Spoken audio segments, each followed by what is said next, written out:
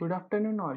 My name is Ankit Kumar, and today I am going to illustrate how to make a resume generator with my friend Ayush Chaudhary. We are from the Indian Institute of Information Technology, Guwahati, short for IIITG. So let's get started right away without wasting any more time. So to generate a resume, first we need a template, and we have planned the template like this and separated the sections. The first is the personal details, second is objective, education, past experience, and projects.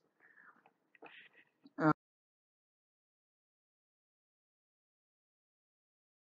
so let's code this.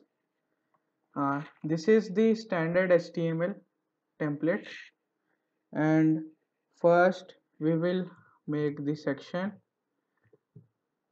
and name this div as a section. A div is used to group the HTML elements together so that we can either script it collectively or style it collectively. And for and I first I will divide remove the default margin and padding of the browser by specifying it explicitly here, and padding 0 px. Next we will style the section. We will specify the margins. The top margin maybe 20 px, bottom margin maybe same, and we will specify a width and the and give the right and left margins. I am not going to dive deep into this because this topic is very easy and can be easily learned from the internet using maybe Mozilla Developers Network or Free Code Camp. The resources are innumerable and the topic is itself very easy. Uh, but I will explain small bits. So here what margin left auto does is we have specified some width and auto tells the browser to compute the left and right margin automatically so that the div or any element which I am trying to give margin to is positioned in the middle of the viewport. What viewport is? The visible area of the browser or the visible area of the tab which we have opened. So uh, this will drag the element in the middle of the screen. Uh, to show the effect, I am giving some background color, maybe aqua, and see this. I need to give some height also, maybe 100 px. Yeah, it is perfectly placed in the middle. Maybe this is the best way to position any element in the middle, or there are many other ways. Maybe you can use positioning, absolute or relative positioning, and specify the dimensions yourself manually, which is very cumbersome to do so. That's why I'm not. That's why I'm using this method. Then I will make us make and one more thing. I need to make this section. Uh, I need to specify more information into this section, and I do not want to add more rules to this section class itself. So what I need to do is I need to add one more class to it, and the way to specify two classes is not to do like this, not to write another class in this, but we have to write the class name separated by a space in this attribute itself. So I am giving a space and I will write a new class name as personal information. Now I have made this div to use the CSS rules from the two classes which are different but applies to the same element, and I am going to style it. By style it I mean specify rules. But before this, I am going to add some information. uh, I will make a type field. What type field is this fields which I need to specify the details for. So I'm going to name it as left, add a UL to it, then the list items. I'm directly copying it from here since it is redundant to do write all these again.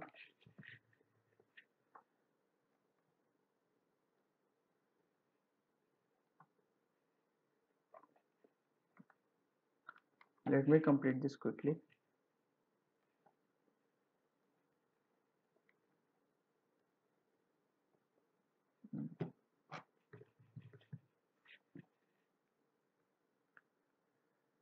It's important to mind the indentation since it helps you to organize your code and helps you keep your code clean and understandable. For example, here if I have done something like this, it will be a headache to find the right elements. So please indent your code carefully every time, not in this, everywhere. Uh, I will make one more div. I am doing this to separate the information into columns. What I will do now is that I will specify a grid. This will be the type, the field will be one column, the details will be one column, and the image will be the third column. I will use it using CSS grids. It's very easy. You can read it on the internet, and and you can see here also. uh, there is not something advanced. It is not something advanced. Again, I will copy and paste the details since it is redundant to write all of all of it.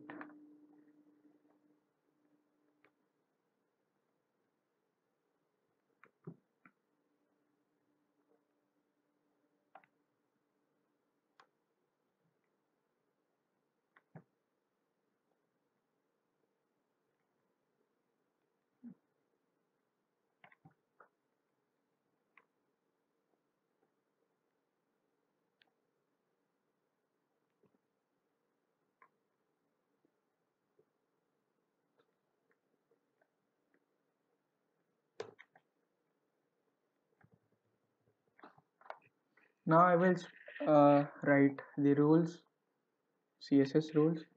First, I will make a grid.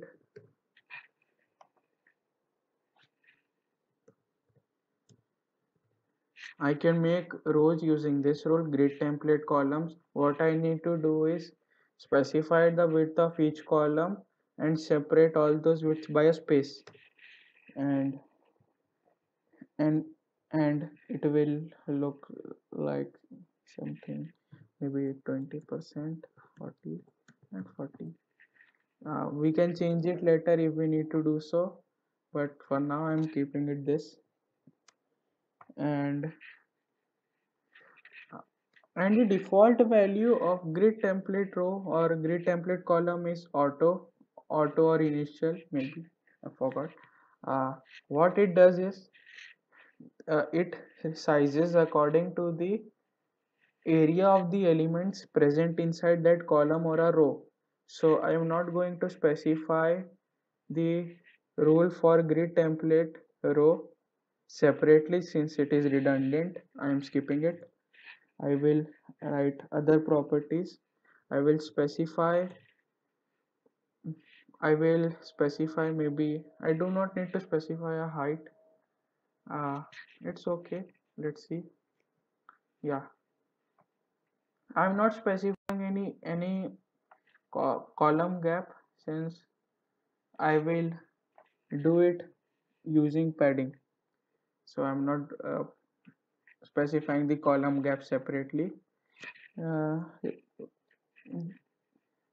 we need to, let's specify a height so that I can prevent overflow when I add the image.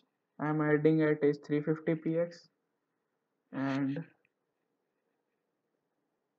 what I'll do is I will specify the font size also. Hmm,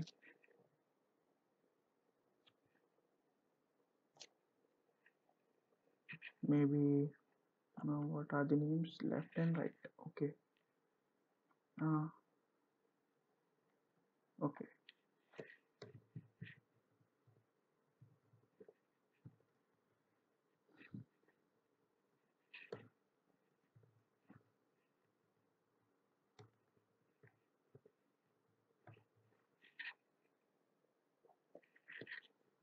I will specify this special property box sizing. What this does is it prevents the size of the box to be calculated by the formula of the maybe I'm taking one dimension here, width. What How the area is calculated is by adding the padding specified, the margin specified, and the actual width. But I want the padding and margin to be covered, not margin, only padding inside in the width itself. So I am specifying the box sizing as border box. You can read about it properly on the internet. Mm, font, maybe font size 22 px. Yeah. How this, I'm going to remove the bulletins, the list bulletins. No need to specify such a long name. I will do this. One thing many people are confused in the difference between this and this rule.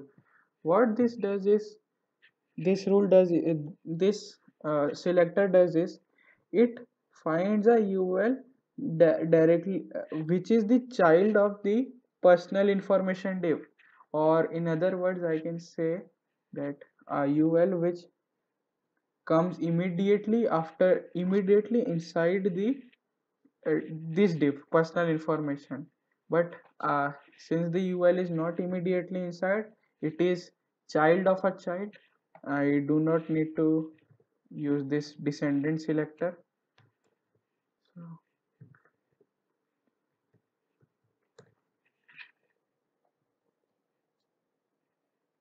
yeah, now this will remove the bulletins. Okay, I am what I will do now is, sorry, I will do now is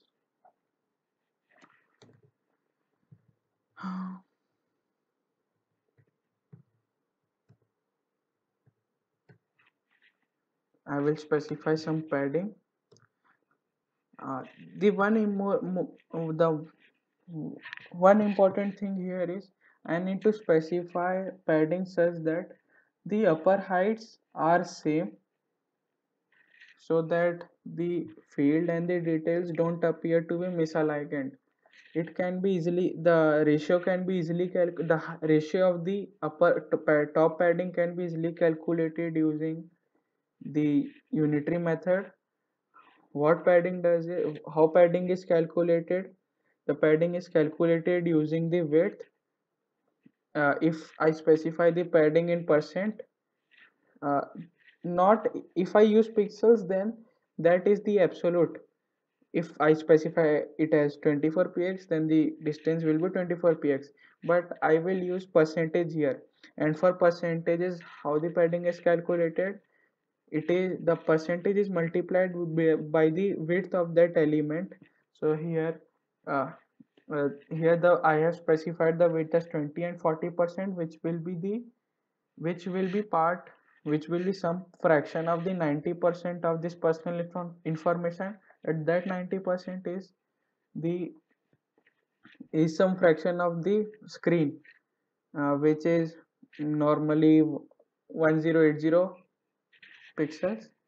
uh, so, so I am specifying some width.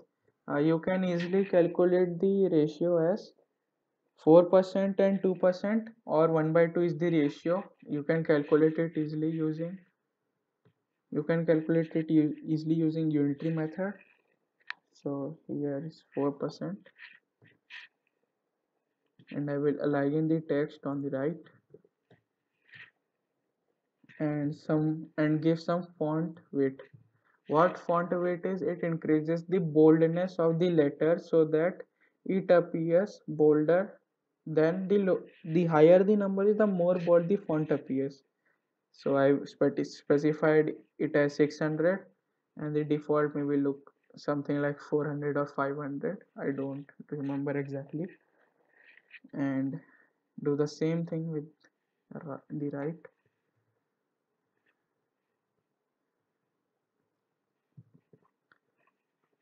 Uh, as you can see, if I have messed up the ratios, then it will appear misaligned.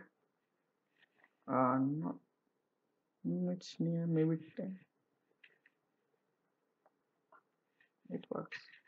Cool. Oh, sorry. This is the left padding. Oh,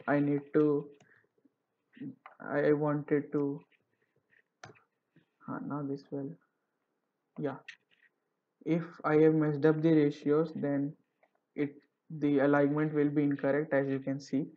But I do not want this. I want the correct alignment. So I will calculate the ratios using unitary method and apply it. And now this looks perfect. What one more thing I will do is I will specify some spacing between the list items. So what I think I need to do is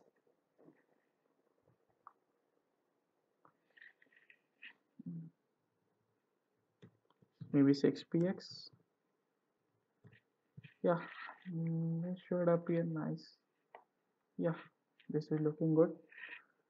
Very near the original, sorry, very near the original. And now I'm going to paste this. Now I'm going to insert this picture. I will make the name bold. For that I will use the strong element. Since I do not apply it to multiple items, I need to only apply it to single item, so it is not redundant to do so. In the previous versions of HTML, we use the b tag, but now b tag is deprecated, so we use strong. Yeah, now this appears bold. Okay.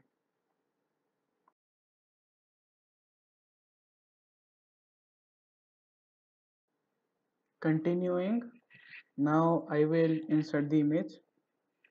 So I need the address of it first. uh, I will make one more class, sorry, one more div and a class, and name it as image container. Sorry, misspelling. Yeah, and image tag inside.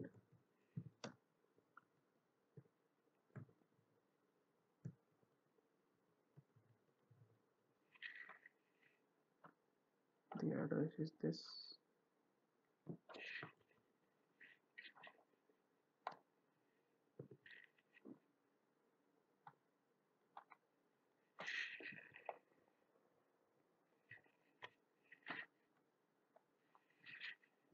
Yeah. Now what I will do is I will specify the rules for the image container. I will insert one more div inside this, and that they will be used to prevent the overflow of the image when I make it a circle so that the edges don't appear outside the div. Okay, I will specify the height as 100%.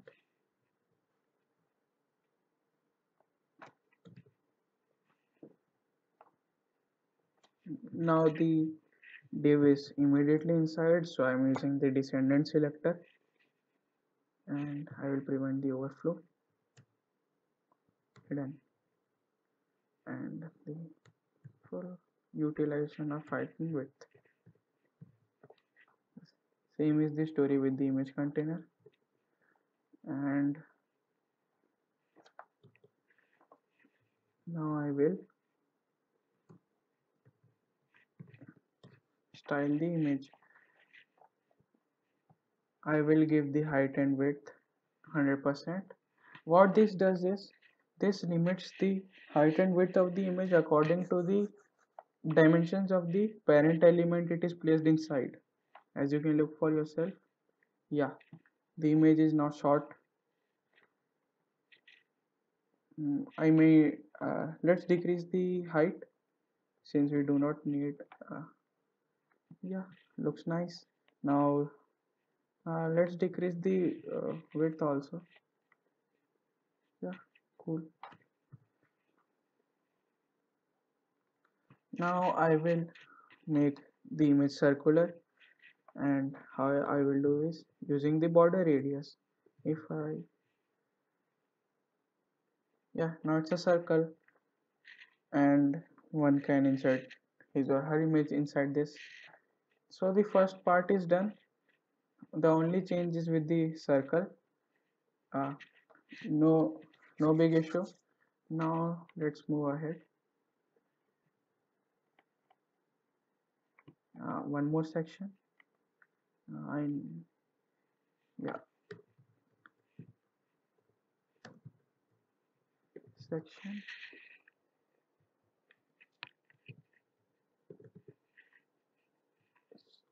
Again I'm spelling objective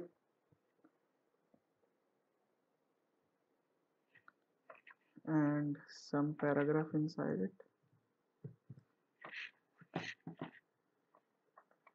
Let's use the lorem ipsum.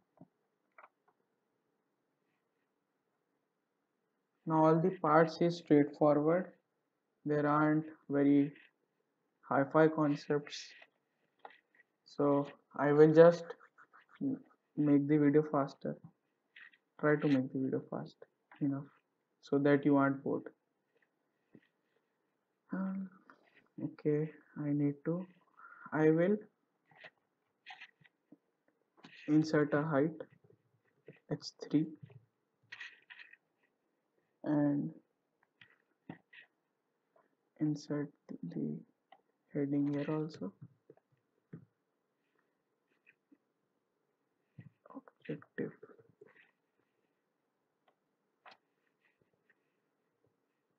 I will use text decoration to underline it, as you can see here. Yeah, and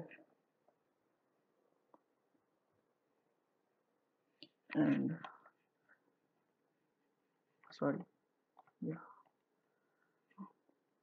objective dot objective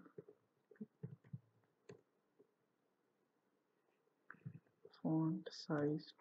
I will specify the font size. Now I will use the text justification. So when I try to align it in the center. Sorry, text align. I'm writing center here only. Yeah. So as you can see, the distribution of the words is irregular. The distance from the right border is not constant, so I will use text justification. Justify the text and enter word. Now this looks nice. I will align the H3 in the middle. Yeah, and I will specify some font size, maybe 34 px. Maybe look, maybe it will look nice. Yeah, very near the original. Now this table, very straightforward, the same thing. Copy and paste this.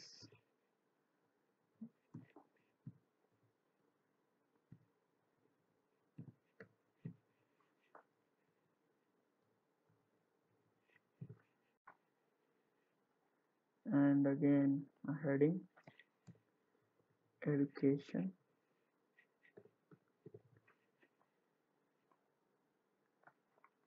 Yeah, and I will make the table very easy. Make rows, specify table headings. There are three table headings. uh, Degree instead, oh, okay, four. Again I will copy paste.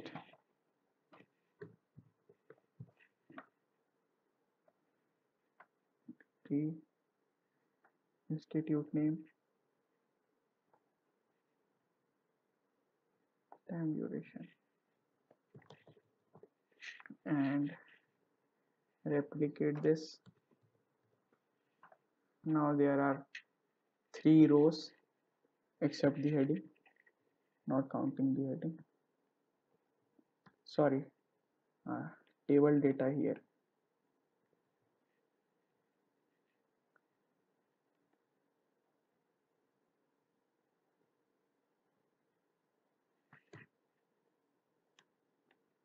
Same thing, copy paste.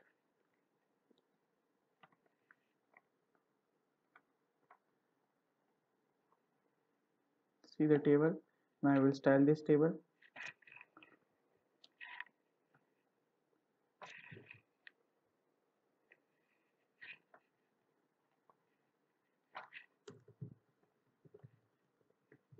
You can make your CSS more efficient. By more efficient I mean clean and small, by thinking about the rules in advance and organizing everything in proper classes. I am thinking about the rules now, so the code is not clean. So forgive me for that. I will specify the border collapse. If I don't do it collapse and if I separate, then two small lines will separate each cell in the table. I do not want that. I only want the single line, so I am specifying the border collapse as collapse and with 100% so that it covers whole of the whole whole whole covers the whole div, and font size 20 px, and align the elements in the center so it looks nice. Now specifying the rules for th and td. Th stands for table heading, td table data. I will, in case I want to add any more one extra columns, I do not want every time to write write the elements in all capital. How should I will make that process easier using text transform. It will automatically, it will transform the text in uppercase using CSS, and I will make the background of the top row as black, sorry, and the color white. You can see here, no effect. Oh, sorry, I need to name this also properly. Now it will work. Yeah, as you can see, I will also specify some border and padding. so it appears more nicer.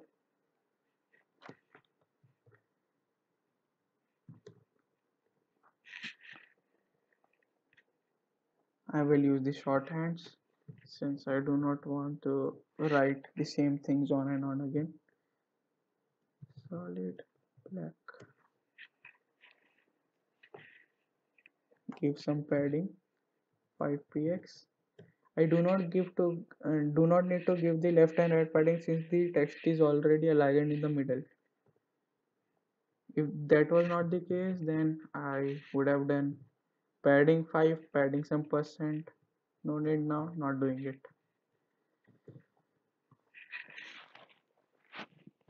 And the same story with the box sizing, border box, so that the width does not exceed than the intended width. Here I made a typo. Be aware of typos. Yeah, looks cool.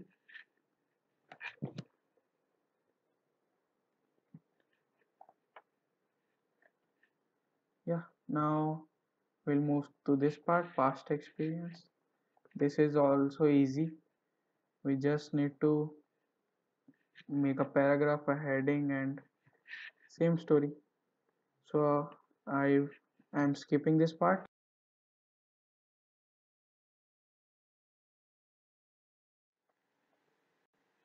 Now we are ready with the template. So let's move to the JSON part, sorry, JavaScript part, and we will use JSON to store the user data. So and I will make a parser to parse that JSON and generate a HTML file based on that, and and after that we can extend the project to maybe generate PDFs using a npm package. So let's move. Now let's get started with the JavaScript part. I am writing a new program named as index.js to get the input from the user and generate a JSON file based on that. Now explaining what JSON is. JSON stands for JavaScript Object Notation.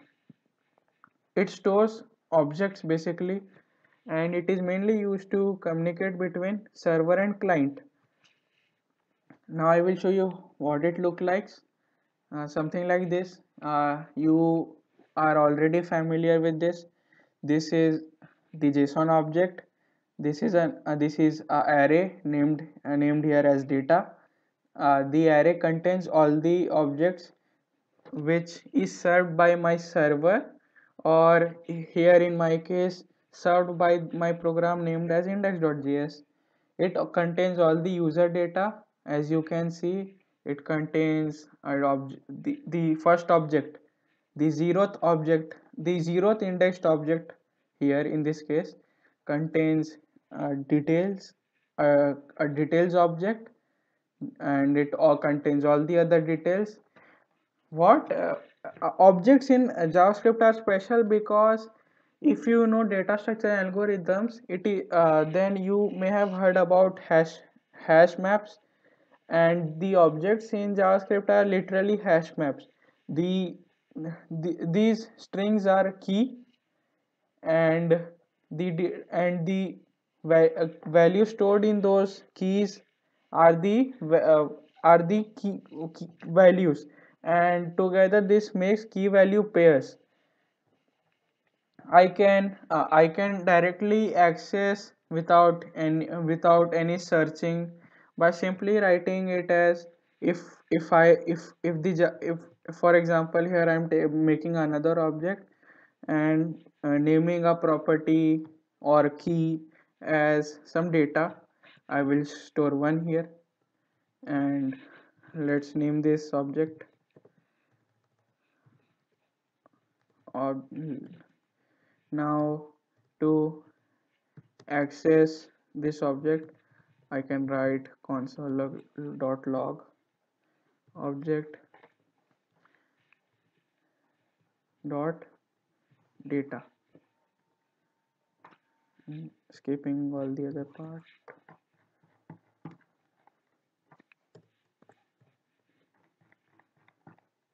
You can see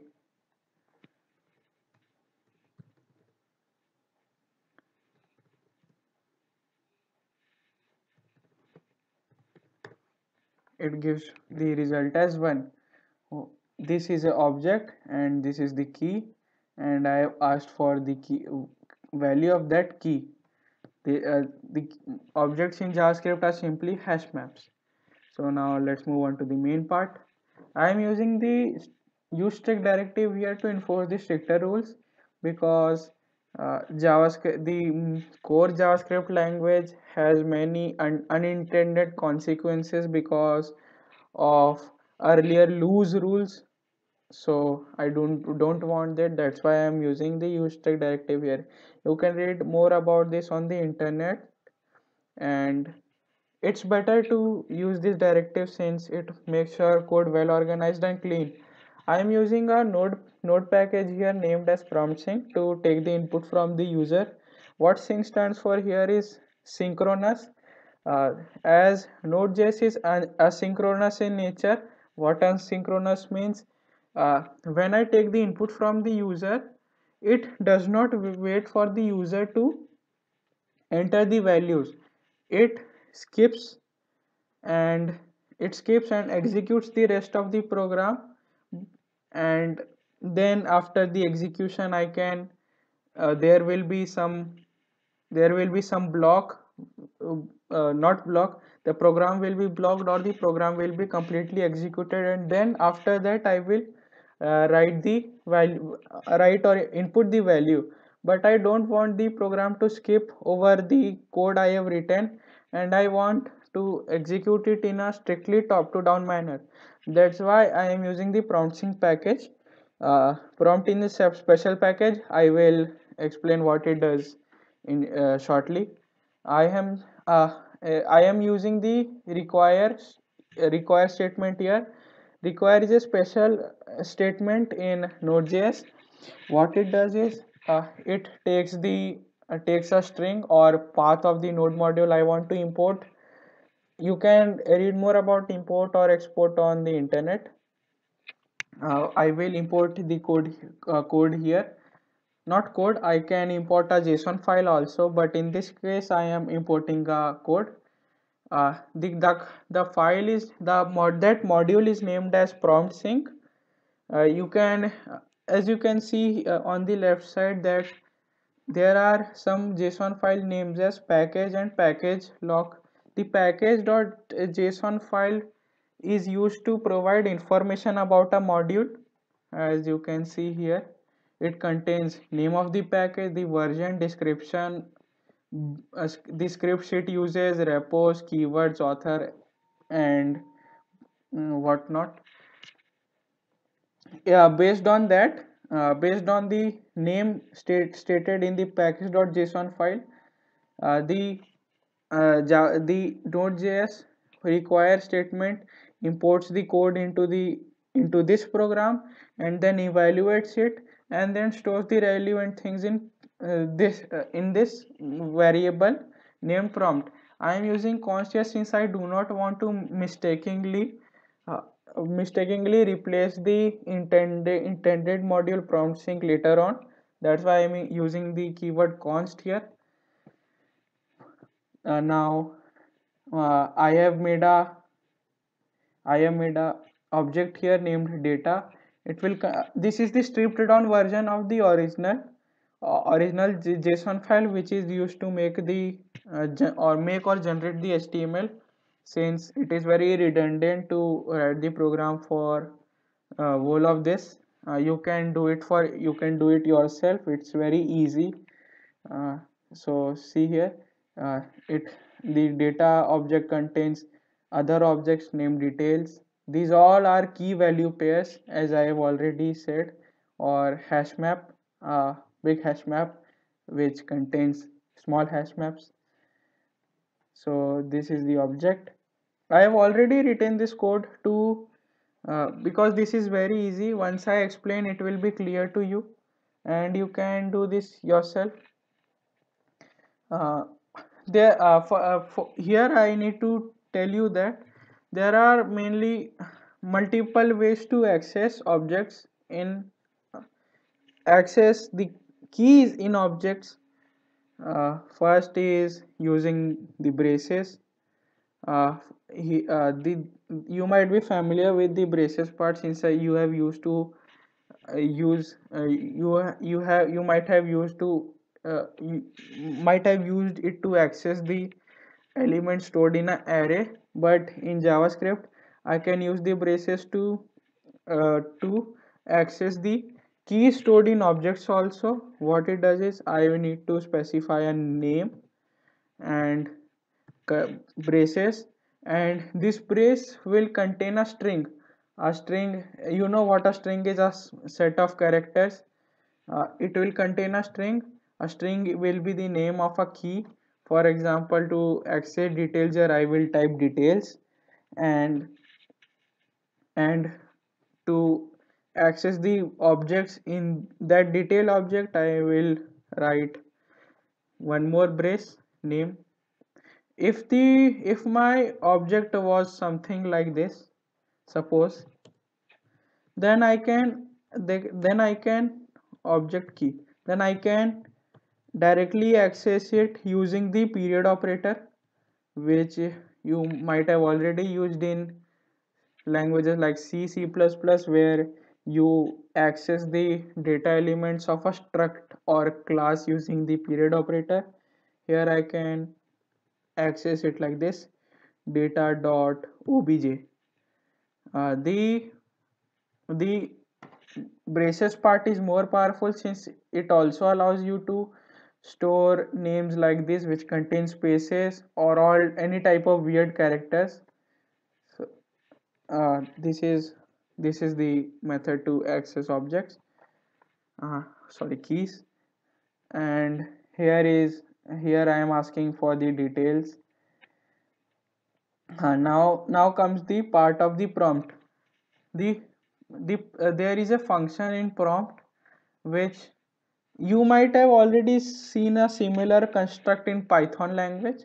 There is in Python there is a function named as input, and sorry, not here you provide a question or prompt which will be outputted to the standard output or console when the thread of the program reaches this line. For example, if I have written what is your name, then when the thread of the program reaches this line, what is your name will be printed on the screen, and the input function will take the value from the std in or standard input, and will then store it into a variable. The construct is similar, almost exactly same, except the name in JavaScript also. This is the function prompt. It will prompt this string, and it will then return a value entered by user, and will store it in this in this object. I was modifying the code before recording this, so this is still remaining. I will quickly do this. Yeah, I will write name, and similarly I will write here also, here and here also. The construct is very similar for all of the above, and here I am asking for the links. You can also use regular expressions to validate the input provided by the users, but I am not doing it here because I want to keep the program simple for any beginner to understand. I do not want to scare anyone, because the regular expression is a little bit hard to understand, because the construct gets very weird when you want to evaluate a when you want to evaluate any weird pattern. So that's why I am avoiding the regular expression part in this session. But for those who are interested, you can read about it. There are many things available, like greedy detection, non-greedy detection. What greedy here means is to match as many possible characters as possible. You can read about it on the internet or any standard book. So I'm skipping that part. Here I am. Everyone, the you if you don't know the conditional part, then let me explain. What if statement does here is it evaluates this condition. In JavaScript, there is also there are two special operators. This is known as strict equality operator, and there is one more operator known as the equality operator. The strict equality operators also checks for the type of the object. For example, here it is a string, and the value stored in maybe the value stored in choice may be a object which may or may not evaluate to y. This is very useful when I compare two different objects, or when I compare truth or false values. For example, any empty object is converted to truth, but any empty object is converted to a true value. But if I want to check if the object is really empty or not, then I may use this strict equality operator. That is all about the equality operators. You can read about it in depth on the internet. The algorithm is written on the documentation of the JavaScript language. You can read about it. Here the if statements check if the provided condition is true or not, and if it true, the if block of the if else statement is executed. Otherwise, the flow of the program moves to the else part. You may be already familiar with this, so I'm not showing you any examples. So now let's the same thing happen in the whole of in the later parts, where I ask the user for the input and then store it in the very object or variable, or sorry, object keys. uh, Now after I am done with the input, what I am doing here is I am making a variable known as JSON data, and JavaScript provides us with a special object named JSON. The JSON object contains all the methods needed to needed to deal with JSON files. Here, what Stringify does is it converts any object to JSON format, and and then I am using the FS module. You anyone familiar with anyone familiar with Node.js will know about this. FS stands for file system. It provides all the methods like make directory, create, copy, write, which is basically the file handling part. So here I am importing the FS module, and I am then using the write file sync. As I have already told you, I do not want the thread to move further than this function until the execution of this function is completed. That's why I am using the sync method. I am here providing a path name. Here it is named as data.json. This is the path. This will create the file in the same folder itself. And the second argument to this function is the JSON data. This JSON data will contain the JSON object, and that JSON object will come from here, and it will then this method will write that JSON object into this file, and that file looks something like this. This is the minified version of the JSON file, but you can clearly see it here. The format is same as here. So this is all for the JSON part. Now let's move on to the part where I build the static HTML from the JSON. Now let's get started with the HTML generation part. I am again using the strict directive here. I have made a object here, but before all this I need to emphasize on one thing, and that is the let, var and the const keywords. There are three types of keywords in JavaScript to declare variables. I am writing it here, which is let, the second is const, and the third is var. And as you have already seen, const is made to make constants. The value cannot be changed after the initialization, and the initialization of constants are compulsory. Now let's explore what is the difference between let and var. Uh, in ECMAScript 5, ECMAScript in short, ECMAScript is like the different versions of JavaScript. The latest version is ECMAScript 6, and the let and const keywords are introduced in ECMAScript 6, and before that we had to use the var keyword. What's the main difference between let and var is that var adheres to the function scoping rules, and let adheres to the block scoping rules.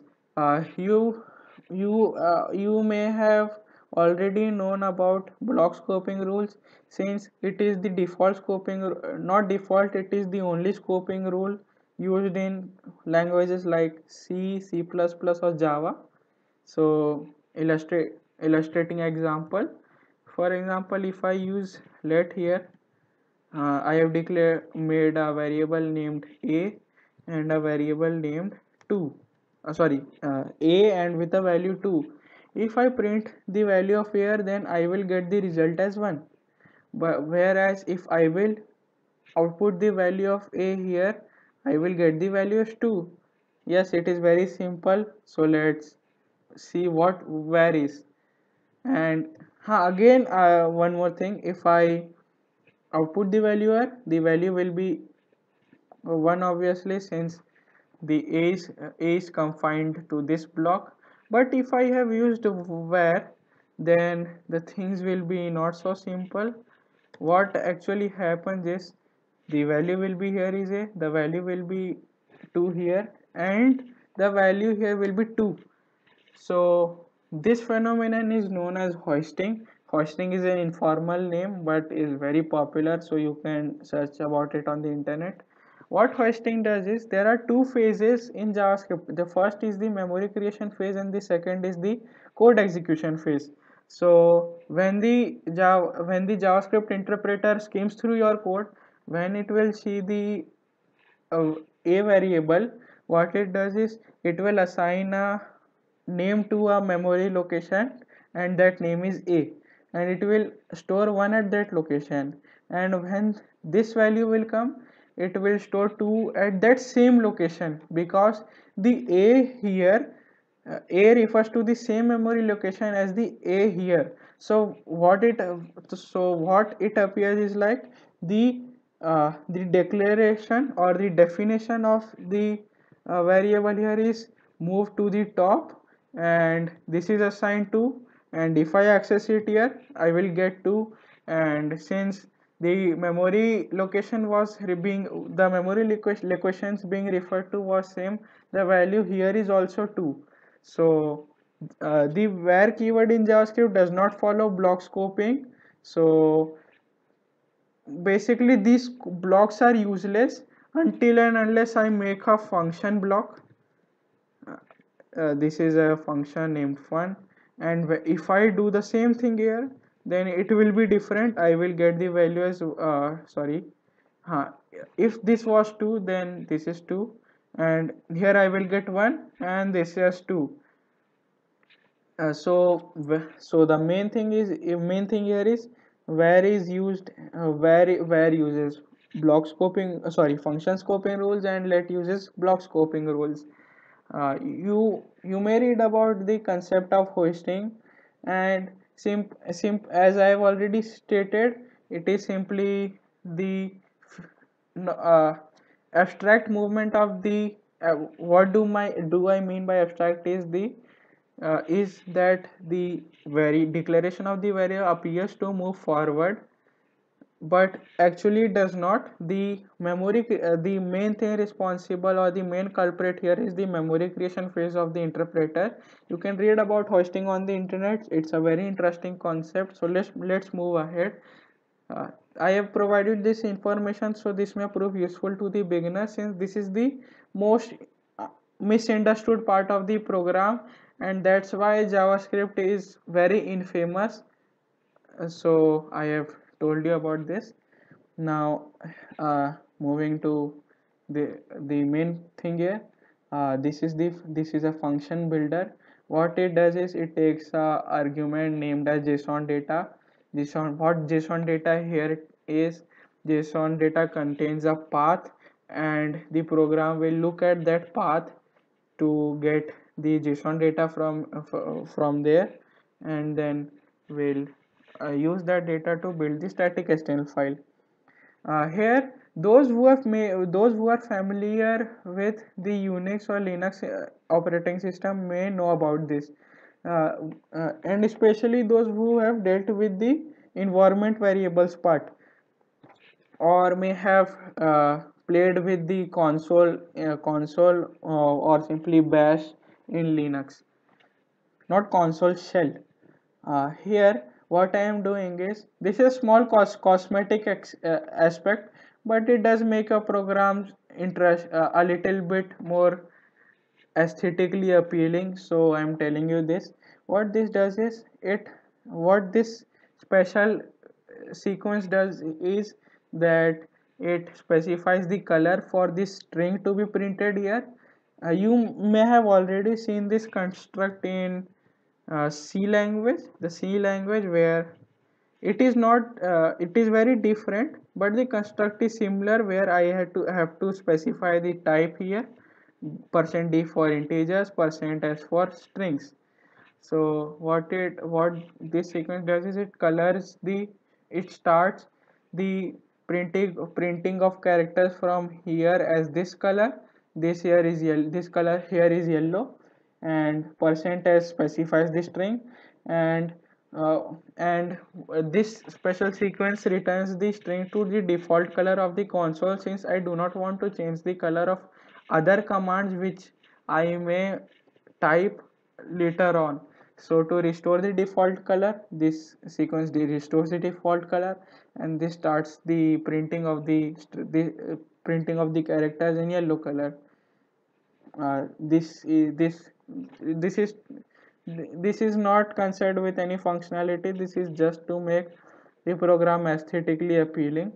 Here, as I have already told in the previous part, require can be used to either import a valid JavaScript file or a valid JSON file.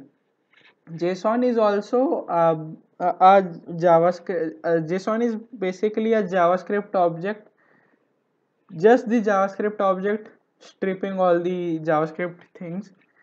And what this does is imports the object, evaluates that object, and stores that object into the data constant. So here I have shown you the use of require to import JSON also. You may have used the, you may have used the functions from fs dot functions from the fs module, like read file sync, but require is very easy to understand. That's why I'm using the require statement here. So now let's move on to the let's move on ahead. Now what I'm doing here is, I am using the I am writing I am first I am writing the string. I am generating a string.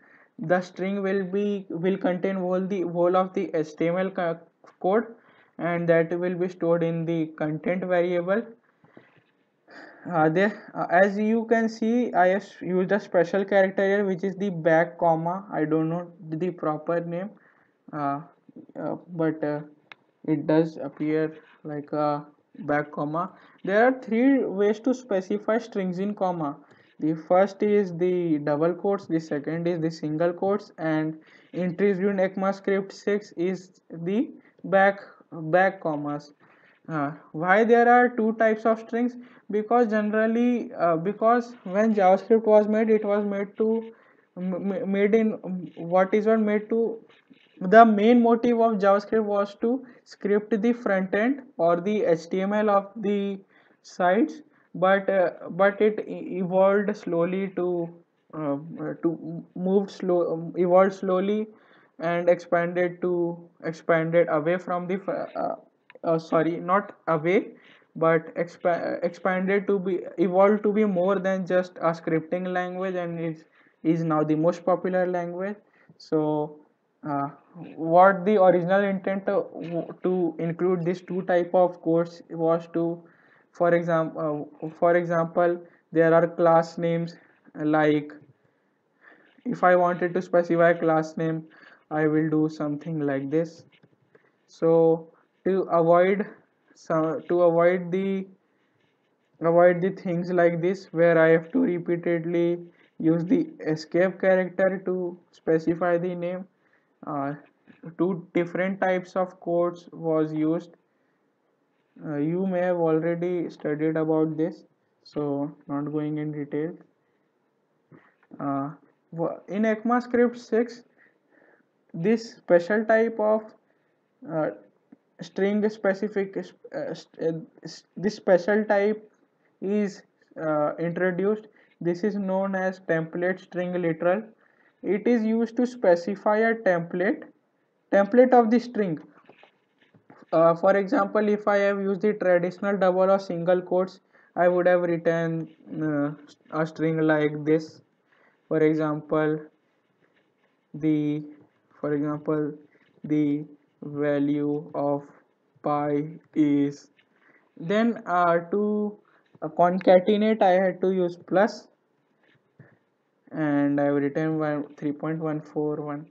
And when when I need to specify multiple things, then I would have to use multiple pluses, which is very cumbersome.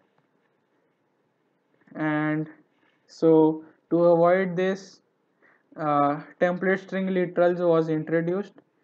It simplifies the whole process. So to for example, I was specifying the value of pi, so the thing will be same, the value of pi is, but to evaluate some character as special, I would have written a dollar sign and then braces. And to specify the special interpretation of the value inside this, uh, uh, uh, to specify that the interpreter should first evaluate this sequence and then put this into a string. This set of characters is used, and as you can see here, first the uh, value of default css from the settings object is extracted and then appended to the string. So in this case, in the case of pi, I would have written just 3.14, and there is no need to specify multiple pluses. I will directly write as 123 or some settings dot default css. Made the whole process easy, so very flexible. You can search the main keyword here is uh, is template string literals. You can search it on the internet to get the relevant info. I am I am directly storing the code of the HTML in this string. One more important thing is that the template literals skip this does not skips the new line. It stores the new line slash and the line and in the string itself. but if for example, if I would have written this, then this will give me an error, since uh, double quotes considers the end of the line as end of the statement, but this is not the case with string literals.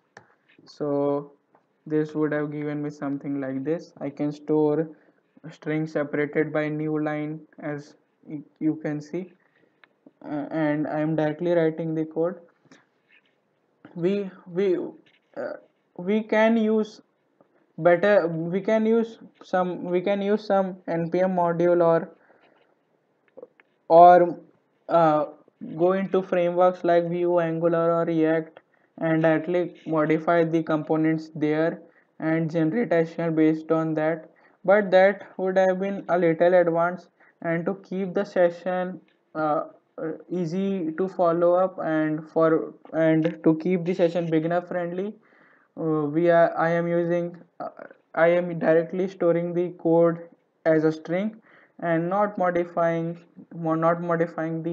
the contents of a component as in Vue, Angular, or React, which would have made the session a little complicated and hard to follow up. So if you want to explore that side, you can do that. uh, the projects are innumerable. You can make any one of them if you already know those front end frameworks. But this session is just for beginners, intended for beginners. So uh, let's deal with the code like strings.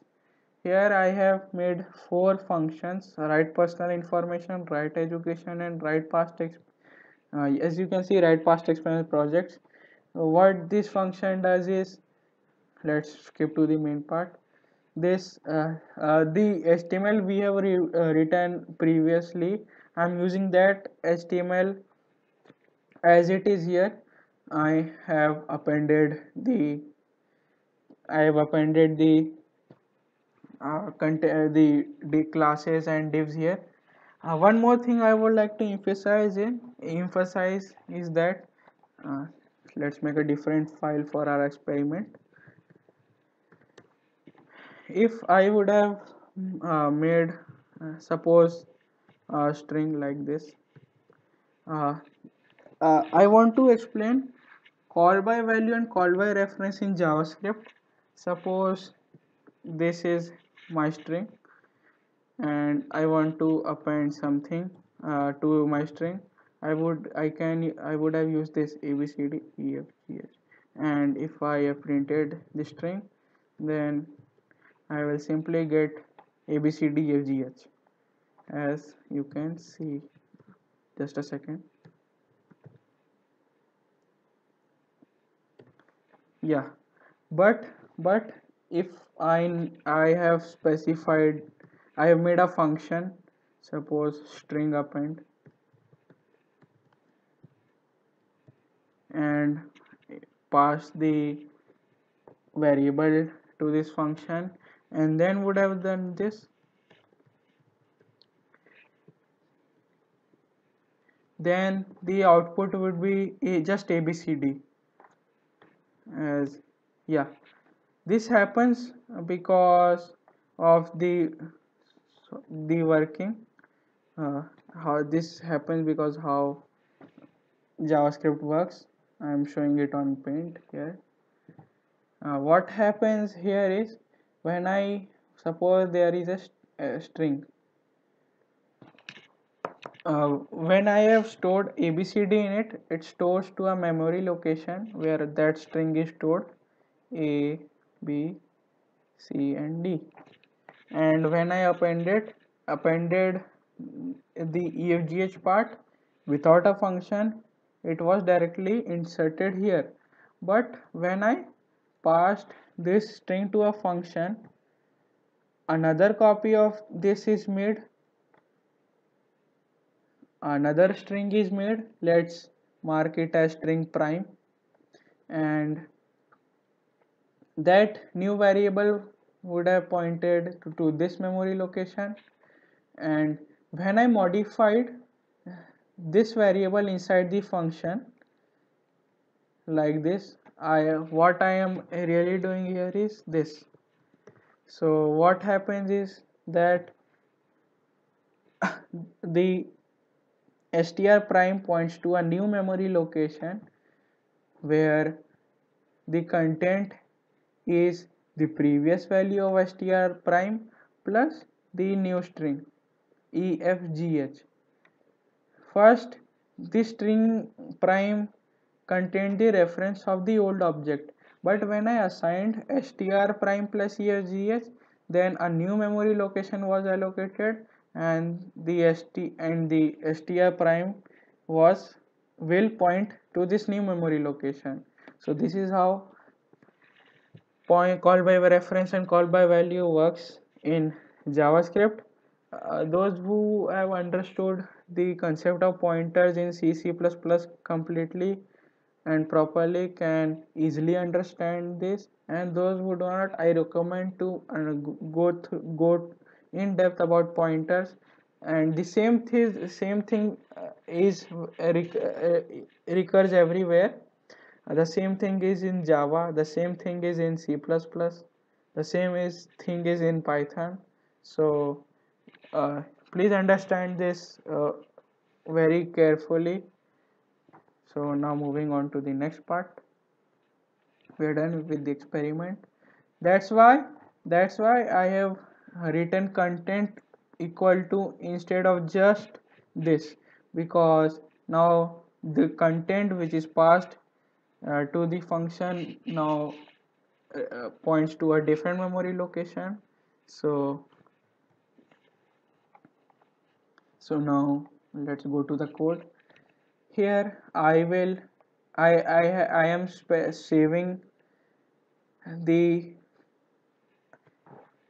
saving the object stored in JSON in constants named as detailed links. As you can see, I have used the braces method to access the keys. Here you can see I will explain the access. How did I access? This is my object. This is my JSON object. This whole object is stored, and the name of the object in this case is data. When I imported this object in JS, then the object is stored like this. So, or not like this, but like this. Not it is not a property, it is the value. So this whole thing is a object literal. The object stored in JSON is same as this. Let another object. The object stored in JSON is same as this. The only difference being that this is the imported JSON. Okay, so what I have done is my data here is an array, so I have accessed that data array, and the details of my user is the 0th indexed object. This is the 0th indexed object, or my first element in the array. So I have used 0, and then access the details by specifying details. To access general links, I will specify general links. Very easy to understand. And this is a special construct in JavaScript, the for in loop. I will explain this in the experiment.js part. Suppose I have a object named as, suppose this is my object B and C. So what for in loop does is it iterates over all the enumerable properties of the object. So what is enumerable? The iterable properties. You can read more about the iterable or enumerable properties in depth on the internet, or there is a very good book by David Flanagan. The name of the book is JavaScript, the Definitive Edition. You can read about the how to change the properties of object, how to change the characteristic of object keys by using several object methods like object dot uh, object dot you can.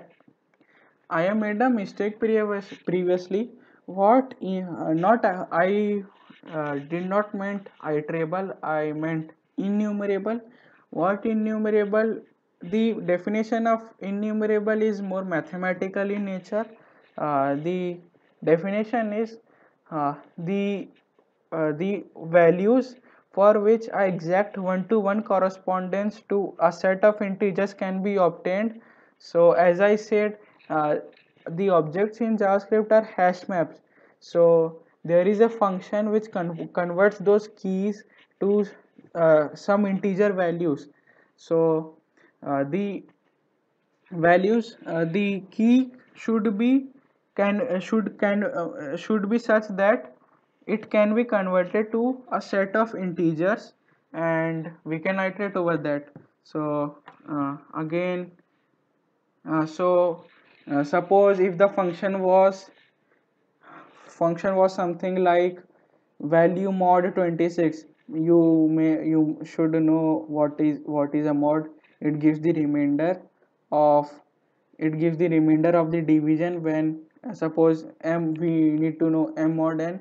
So it gives the remainder of the division m mod n. So suppose the function is a mod 26. Oh sorry, not suppose it is value mod 26, and suppose by some function or some conversion a is converted to the value 26, b is converted to the value 27, and c is the value converted to 28. So the uh, correspondence which can be obtained to the set of integer is 0, 1 and 2. So this is what it means by innumerable. So what this does is it iterates over all the innumerable properties. And how can I access the values? The values can be accessed using this.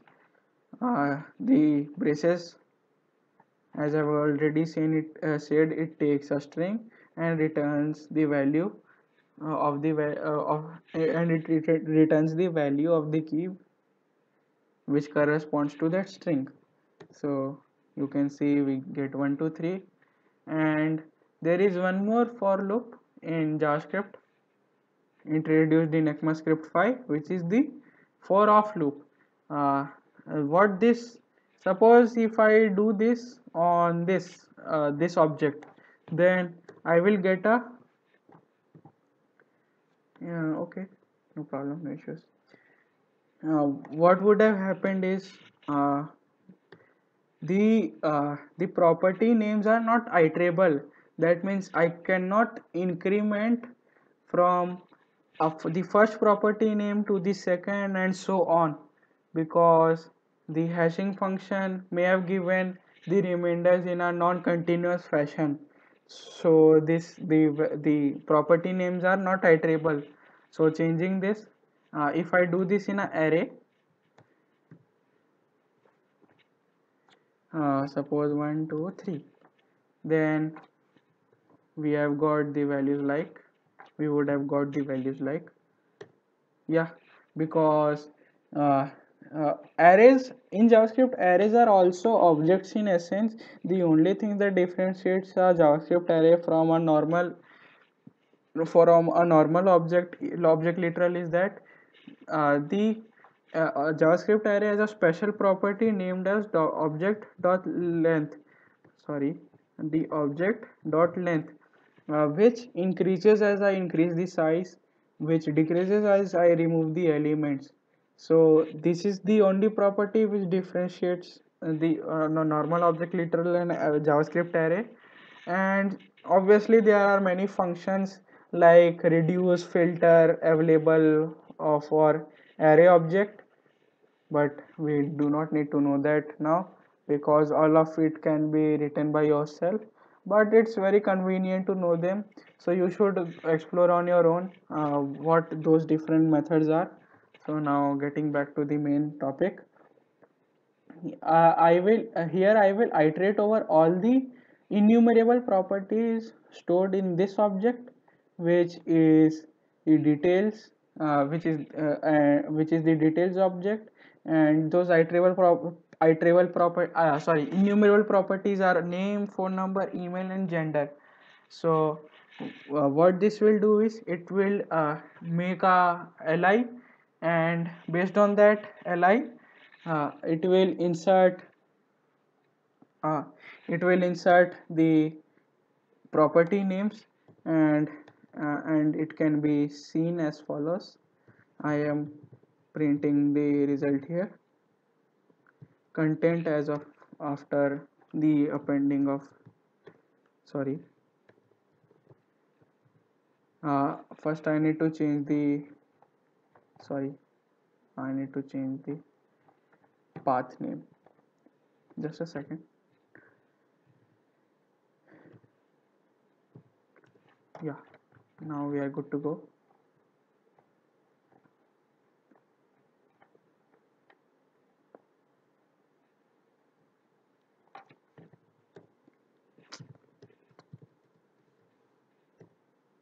Yeah, as you can see, we have gone through all the property names and inserted those in a li. So this will as you have already seen in the template, this will make our the left field column, the leftmost field column. So here I have iterated over all the property names, and similarly here I will iterate over all those links which contains a valid value. If it does not contains a valid value, then it will skip over it using the continue statement. You using Now moving on to the next part. This is the normal. I am appending the syntax as I add new things to it, and here I make the right column of the personal detail part, which you can see.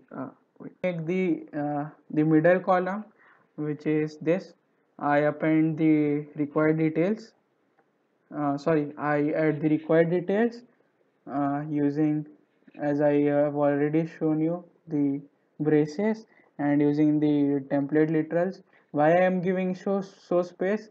So to make the generated HTML look cleaner with proper indentation. So this is the reason to give so much space. Similarly, here I append the mail, which is this part, and uh, here I append the other fields, and here is the link part. I append all the valid links.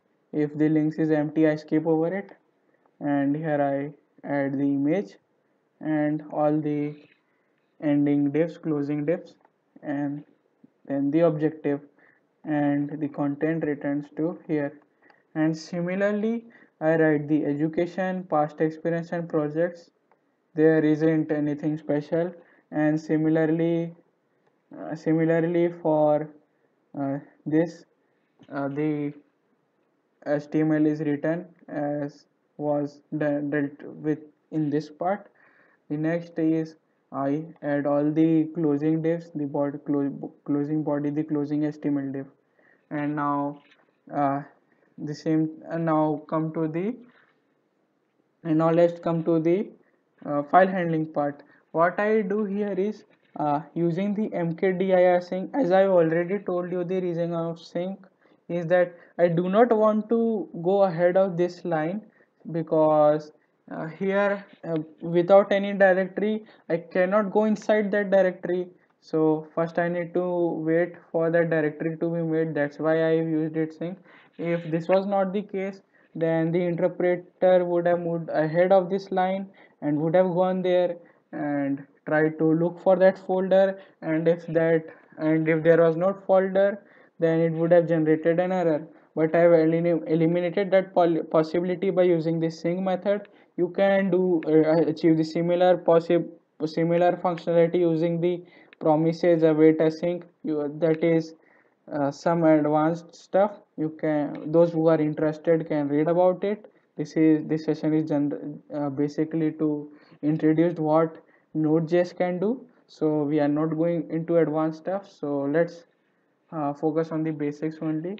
And here the basic CSS file is copied uh, as we have written without no change. Only the name is changed. A folder is a folder is made using this mkdir sync make directory. This is the same command as available on bash. Here, using this, I copy the template css here and rename it as this. This expands to the intended string which I want, using the settings object.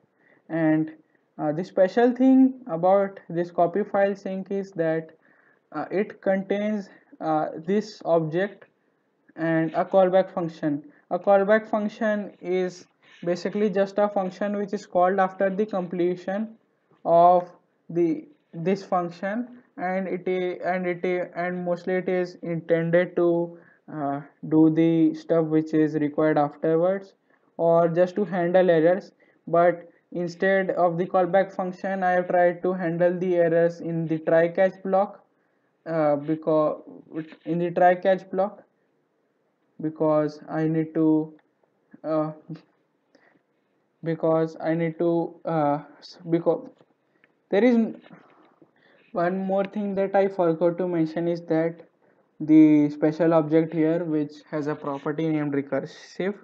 What this does is it this is introduced in newer versions of Node and is available in version of Node greater than equal to 10. So what this does is it makes sure that every part of the specified path is true. For example, if the path was something like this, suppose folder 1 and and folder 2, then this method will make sure that there exists a folder in the present folder in which the program is located. That's what this dot specifies. It will look for a folder, and then it will look for a folder to inside that folder. If this is not the case, then this will throw a error. But uh, there isn't happening something complicated like that, so we need not, but I have included it just in case. So uh, and what this function and this function takes three arguments. The first is the source, the second is the destination and the source of the file, the destination of the file, and the third is a special constant which is used to indicate that the constant here is used to indicate that I want to, if there already exists a file, then I don't want to override that file and throw an error which whose code is exist, which tells us that there already exists a file with the same name and in the same path. And the fourth is a callback function. There is no use of callback function, so I have avoided it. Instead, I have written it in the try catch block to illustrate the working of try catch again. So let's move forward. Now I generate a HTML file based on the content I have passed. The method I use is the write file sync. The reason of sync is, again, I do not want to ahead without the completion of this function. So this function has three arguments. The first is the name of the source where I want to create that file. or the destination, not source, where I want to create that file. The second is the content which I want to generate, and the third is the response. The response is a callback function, and here I need to know what happened, if there was an error, then what error happened. So here I if there was an error, if error is a object, it has properties like code, the message.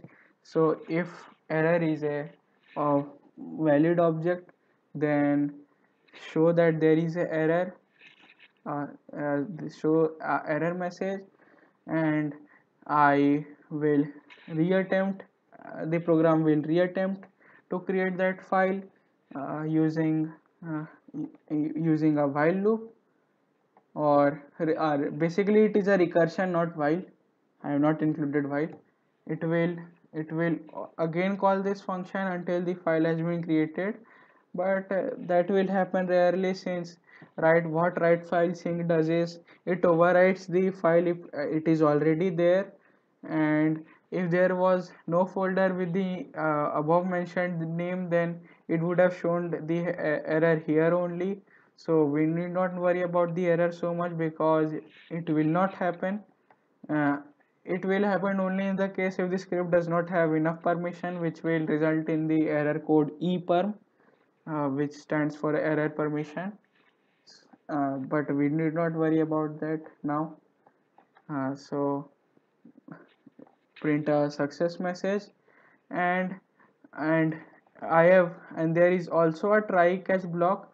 This try catch block is used to show, to tell the user if that there is no valid JSON file found in the required directories.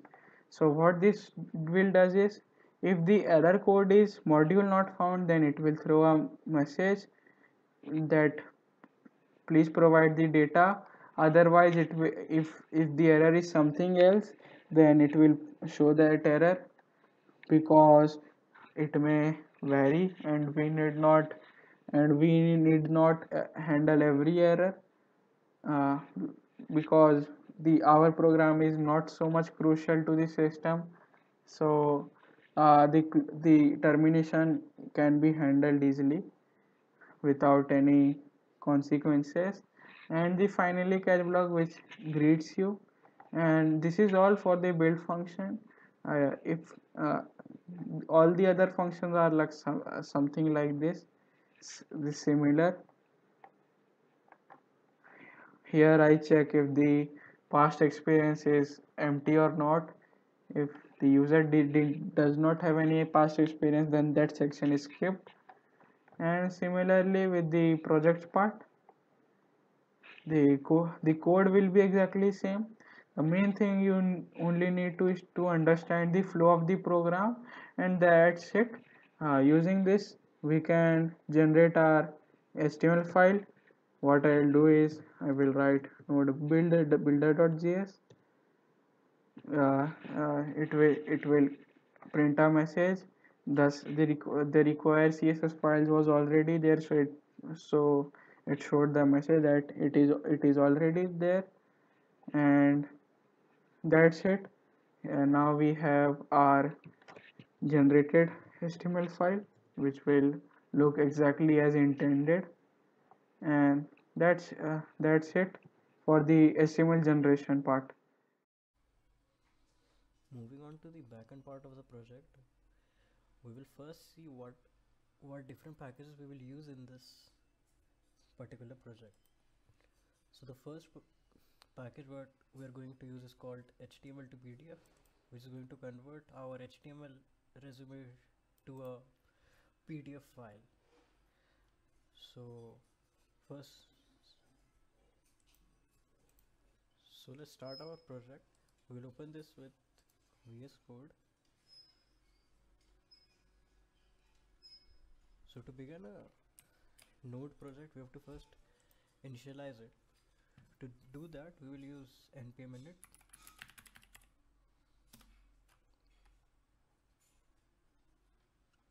Let's name this resume generator backend version 1.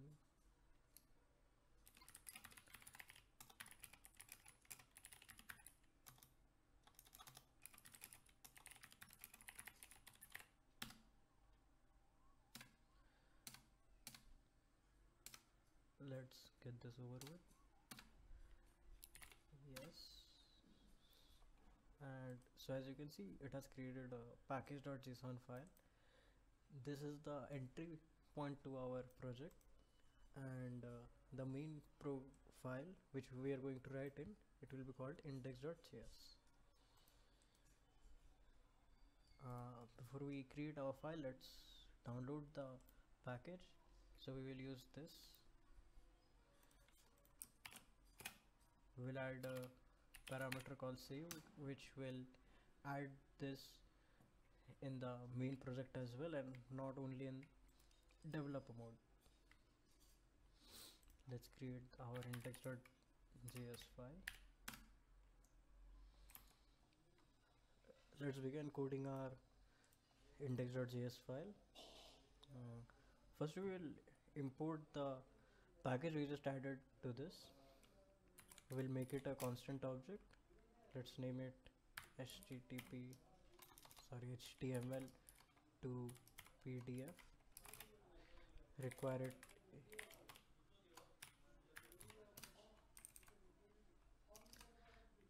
Okay. Then we'll create a function which will convert a HTML file to a PDF. So let's begin with the function keyword here. Let's name it convert to PDF. We will take a parameter called path, which will take the path of the HTML it's going to convert. Okay.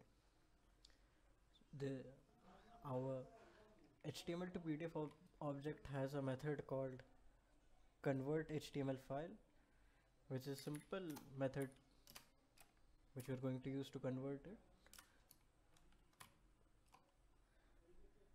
It takes the path of the HTML and the path of the PDF, where it will store the PDF, the converted PDF. For now, let's save it here in the root folder itself. Let's name it resume.pdf. It also has a callback function, so we can see if it's running or not.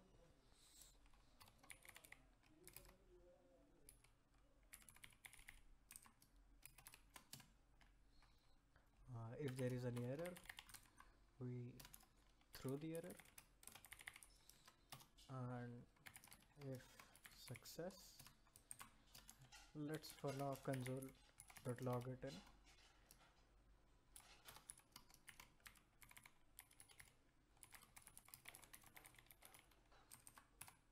Okay, so we're done here.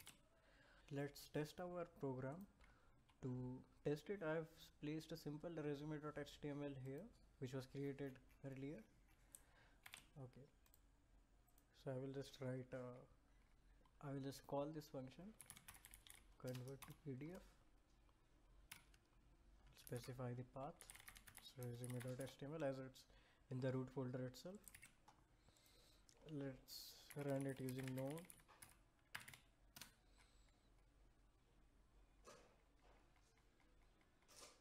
And as you can see, we have successfully converted this. Let's open the PDF, and we have converted it. Okay. We will now make the backend for our front end we just made. This will convert the HTML file with just a click of a button. So to do this, we will be using another package, npm package. This is called Formidable. It's a simple module for parsing form data, especially file uploads, as you can see here. So we'll be using this to make our code shorter and readable. Let's just add it here. npm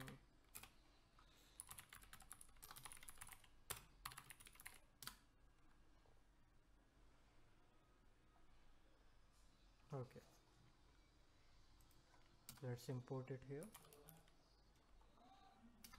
Let's call it format. Sorry.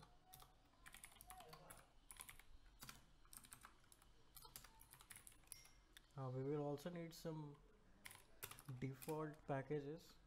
We'll be requiring the file system, which is provided by Node.js.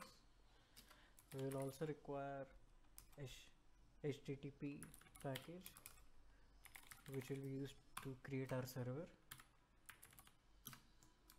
Okay, let's create our server first, along with the formidable function to take the input.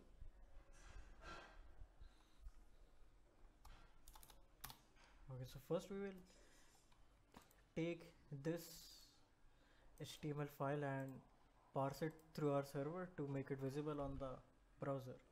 To do this, we will use the read file method.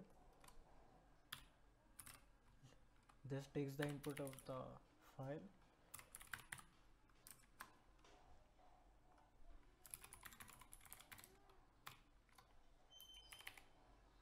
We will have a callback function. If there is error, throw error. Else, we will take the buffer of the HTML file we are reading from here and store it somewhere. Let's make a global variable for this. Let's call this HTML front. HTML front would take this buffer. Okay. To create our server, we will use the HTTP module. This will also have a callback function. A request and a response. If the requested URL is file upload, we will make a new object form of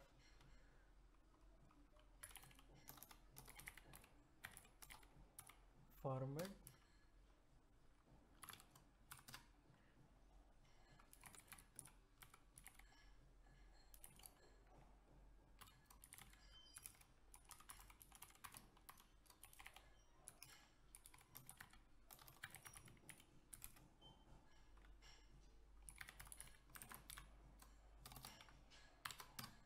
Okay, so what this does is this catches all the incoming form of the web page we are currently into.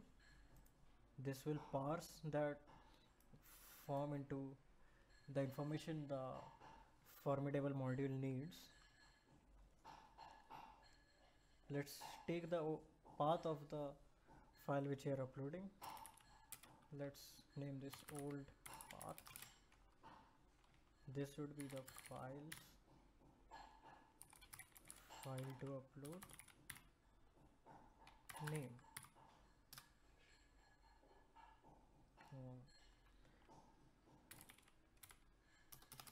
Okay, so we will also need a global variable called new path, because we will also be providing this to this function here. So new path would be the root folder itself and the name of the old path. Okay, let's rename this into our new path.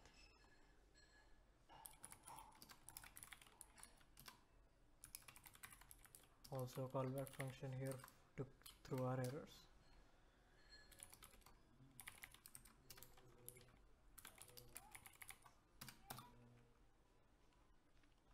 Else we will write on the web page as file uploaded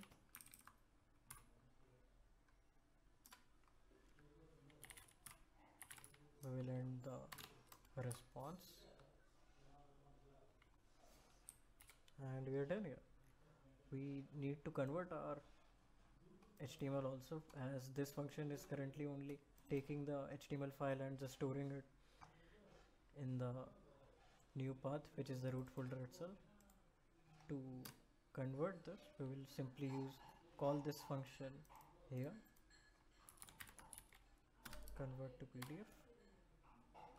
This will be the new path here, this one. Okay, we will also need a function to generate the HTML front we just created here, to take it from the buffer and display it in the web browser. To do this, we will go here,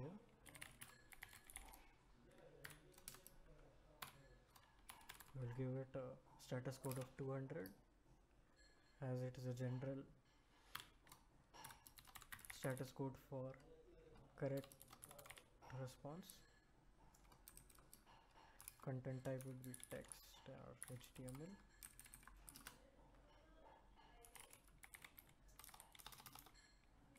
We will write the HTML from the buffer now.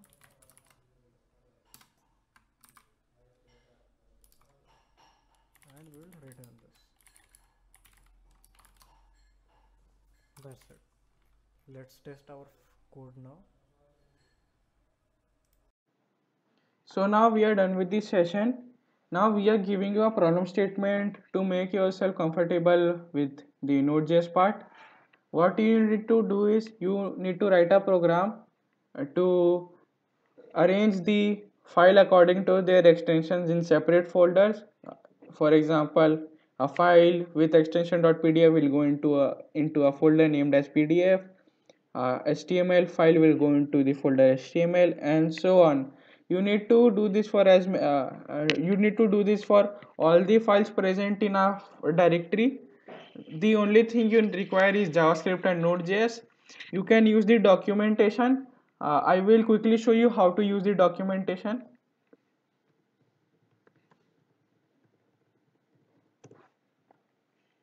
Here is the documentation link. You just have to search Node.js docs, go to the 13.x part, and here is a link named file system, and read about the fs module here. All the methods are listed here. For example, let me show you how the docs look like. Here is a list of the arguments. Here is a short description about that method, and a description about a special argument, and the code snippet on how to use them, and other example to show special cases, and that's it. If you have any confusion, directly read the docs, or you can search on the internet about specific methods. There are innumerable resources. So uh, that is all. Please make sure that you do the actual coding, because it's very important in the learning process. So thank you and have a nice day.